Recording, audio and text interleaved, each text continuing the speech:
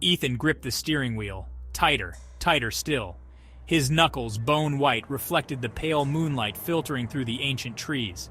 They lined the long driveway like skeletal guardians. Each shadow seemed to twist, reaching out like gnarled fingers, reaching for him. He hadn't wanted to take this job. Catering a midnight feast at the old Blackwood Manor on Halloween night? Madness. But a man's got to eat, even if it means ignoring the whispers that clung to the manor like cobwebs. Whispers of tragedy, of madness, of restless spirits. The engine sputtered. Ethan cursed. Not now. Not here. He coaxed the old car forward, each turn of the wheel taking him deeper into the heart of the unsettling darkness. The air grew heavy, thick with the scent of damp earth and something else. Something ancient and cold. The mansion loomed at the end of the drive, imposing, menacing. Its silhouette stark against the bruised sky was a jagged slash of darkness. A single window glowed an eerie yellow like the eye of a predator watching his approach. Ethan swallowed, his mouth suddenly dry. He was in too deep now. He pulled the catering van to a stop by the steps leading to the main entrance. Silence pressed in, broken only by the rasp of his own breath. The engine ticked, cooling. Ethan stepped out, the air instantly colder. He pulled his coat tighter. The oak door was massive, studded with iron. He hefted the first tray of food and approached the door. His free hand hovered over the tarnished knocker, hesitant. A low groan echoed from within. The hair on the back of Ethan's neck prickled. He knocked, the sound sharp and loud in the stillness. The door creaked open, revealing a tall, gaunt figure in a dark suit. "You're late," the figure rasped, his voice like dry leaves rustling in the wind. The interior of Blackwood Manor was just as oppressive as its exterior. Shadows clung to every corner, and dust lay heavy on the antique furniture. Cobwebs draped the portraits of stern-faced men and women who seemed to follow Ethan with their eyes. He could hear the faint echo of whispers, carried on the draft that snaked through the darkened hallways. He set up the food in the grand dining room, his every move observed by the unseen presence in the portraits. The guests, hidden in the shadows, remained silent. It was more unnerving than a room full of chatter. Their silence was a living, breathing thing, pressing down on him. Ethan felt a chill and turned, expecting to see a window open or a draft sneaking in. But there was nothing, just the oppressive silence and the feeling of being watched. The guests finally emerged from the shadows, their faces obscured by the low light. They moved like phantoms, their steps silent on the ancient wooden floor. Each one took their place at the table, their eyes fixed on the food with a hunger that made Ethan uneasy. He watched, a cold knot forming in his stomach as they began to eat. There was no conversation, no clinking of glasses, only the unsettling sounds of consumption. Each bite, each swallow, seemed to amplify the unsettling atmosphere. The guests ate with a ferocity that bordered on desperation. He caught snippets of whispers, carried on the drafts that seemed to swirl around the room. Words like vengeance, betrayal, and blood sent shivers down his spine. The air grew thick with a palpable sense of dread, a feeling that something terrible was about to unfold. Ethan wanted to leave, to run from the oppressive atmosphere of the mansion, but he was frozen in place. The guests, their faces now illuminated by the flickering candlelight, looked up from their meals, their eyes fixed on him. They seemed to stare right through him, as if he were already a ghost. He tried to focus on his duties, on clearing the empty platters and refilling wine glasses that seemed to drain themselves. But fear was a living thing now, coiling around his throat, choking him. Each dish he removed seemed to intensify the spectral whispers, the chilling drafts, the sense of impending doom. He caught a glimpse of one guest's plate.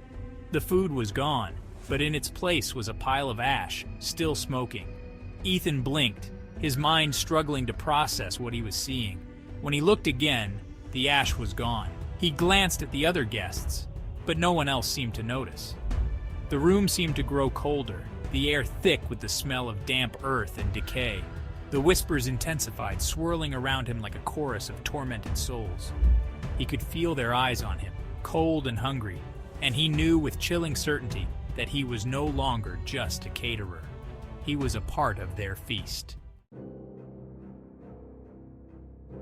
The first guest rose from the table, a woman in a tattered ball gown, her face pale and gaunt, her eyes burning with an unnatural light.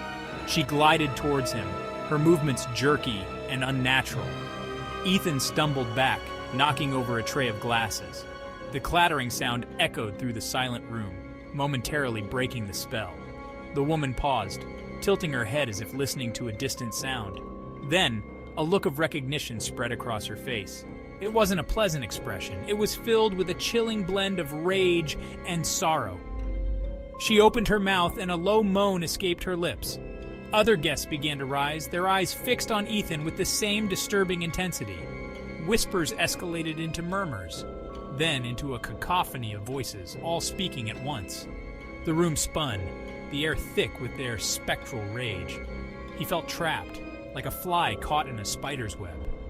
"You," the woman in white rasped, her voice like dry leaves scraping against bone. "You brought it back. You brought back the pain." Her words were a cold wind that seemed to extinguish the very air around him. The faces of the guests swam into focus. They were no longer strangers. Ethan recognized them from the portraits lining the halls.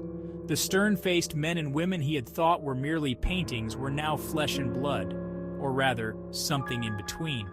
There was the old patriarch, his eyes blazing with fury, his hand clutching the spectral hilt of a sword. Beside him stood a young woman, tears streaming down her face, her spectral hand reaching out towards Ethan with an accusing point. He recognized her from the portrait above the fireplace, the one with the inscription, "Lost to the Night." They pressed in, their forms flickering like candle flames in a draft. Their voices, a chorus of whispers and moans, seemed to claw at his sanity. He felt himself being pulled into their world, the world of shadows and whispers, of ancient pain and unappeased hunger. Fear, cold and sharp, pierced through the fog of terror. He was in over his head. This wasn't just a haunted house, it was a cage, and he was caught inside with the vengeful spirits of Blackwood Manor. The temperature plummeted. The air grew thick and icy. The candles flickered and died, plunging the room into darkness. Ghostly figures cast long, distorted shadows that danced on the walls. The mansion groaned, echoing like a death rattle. The floor vibrated, a low rumble from deep within the walls. It was as if the house was awakening from a long slumber. He felt their eyes on him, ghostly hands reaching, sending icy shivers. He thrashed, trying to escape, but their grip was relentless. They pulled him towards the grand dining table, now sinister. Ethan understood. The food was an offering, but he had failed. He had brought the wrong food, awakening their hunger. And now they were starving. The woman in white, her face a mask of sorrow and rage, floated before him. Her touch was ice, searing cold that burned like fire. She held up a silver platter. It was empty, yet Ethan could sense the weight of what it held. Not food, but something far more terrifying. "We hunger," she whispered, her voice a hollow echo in the darkness. "We hunger for what was taken, for what was promised." Her eyes, glowing with an eerie light, seemed to bore into his soul, seeing his deepest fears, his darkest secrets. The air crackled with energy, a tangible manifestation of their rage and hunger. The shadows on the walls twisted and contorted, taking on grotesque shapes that seemed to mock his terror. He was trapped, caught in a nightmare from which there was no escape. "The recipe," the old patriarch rasped, his voice a dry, rattling sound. "The recipe calls for a soul." His words echoed through the room, each syllable a hammer blow against Ethan's sanity. He understood. The food, the feast, it was all a means to an end, a way to lure a soul, to trap it, to feed their endless hunger. They closed in, their spectral forms shimmering and shifting in the darkness. He could see their faces now, twisted and contorted by centuries of anger and pain. Their eyes, burning with a cold, hungry light, reflected his own terror back at him. Ethan screamed, a primal sound of fear and desperation that echoed through the empty halls of Blackwood Manor. But his cries were swallowed by the shadows, absorbed by the ancient walls that had witnessed countless nights of horror. He was theirs now, a puppet to their spectral whims, a plaything for their amusement. He could feel their power flowing into him, cold and invasive, stripping away his fear, his will, his very essence. The last thing he saw before the darkness consumed him was the woman in white, her face illuminated by a cruel, triumphant smile. The feast was served, and he was the main course.